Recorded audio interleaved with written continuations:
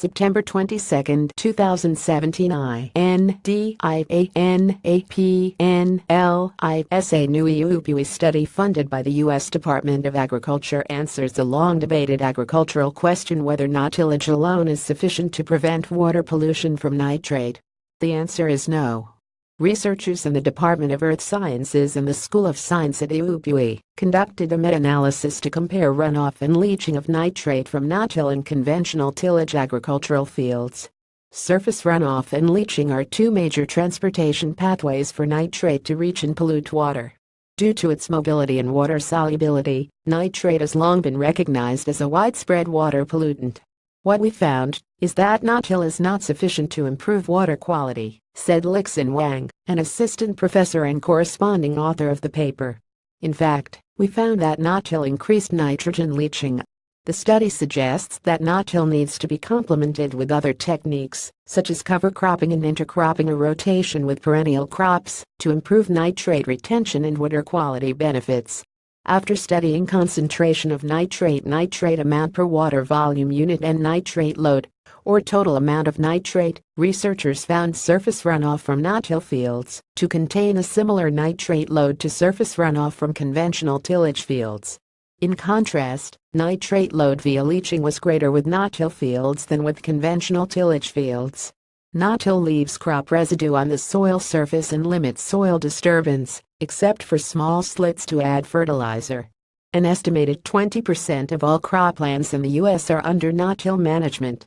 It reduces soil erosion by avoiding tilling year after year, which leads to soil getting washed away into lakes and rivers. Because reducing soil loss reduces nutrient loss, it was assumed that no-till would reduce water pollution, Wang said.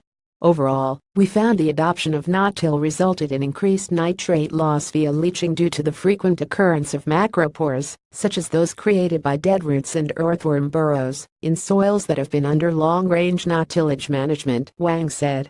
Researchers examined how nitrate loss through surface runoff and leaching were impacted by other factors, including aridity, rainfall variability, soil texture, crop species, duration of tillage and fertilizer type. And research findings are presented in a paper, Impacts of No-Tillage Management on Nitrate Loss from Corn, Soybean, and Wheat Cultivation, a meta-analysis that was published September 21 in the journal Scientific Reports.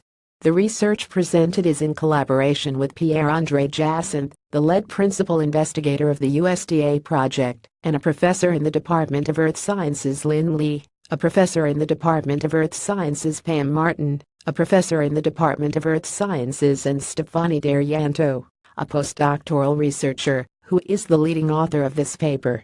Indiana University-related water articles. Water, NOAA researchers at the University of Pittsburgh Swanson School of Engineering have found that the unusual properties of graphene, a two-dimensional polymer of carbon and hydrogen, could form a type of anhydrous bucket brigade that transports protons without the need for water, potentially leading to the development of more efficient hydrogen fuel cells for vehicles and other energy systems.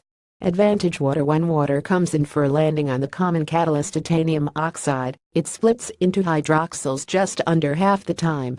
What's really in the water? Through a 5-year, $500,000 carrier award from the National Science Foundation, a civil and environmental engineering research group at the University of Pittsburgh Swanson School of Engineering will be developing new DNA sequencing methods to directly measure viral loads in water and better indicate potential threats to human health.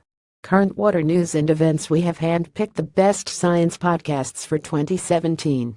Sit back and enjoy new science podcasts updated daily from your favorite science news services and scientists.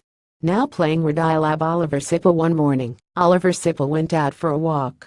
A couple hours later, to his own surprise, he saved the life of the President of the United States.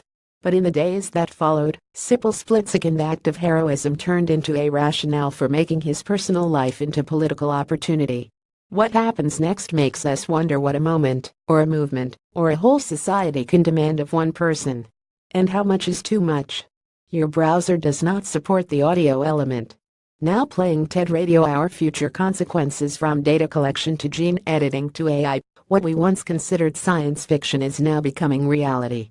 This hour, TED speakers explore the future consequences of our present actions. Guests include designer Anab Jain, futurist Juan Enriquez, biologist Paul Knopfler, and neuroscientist and philosopher Sam Harris. Your browser does not support the audio element.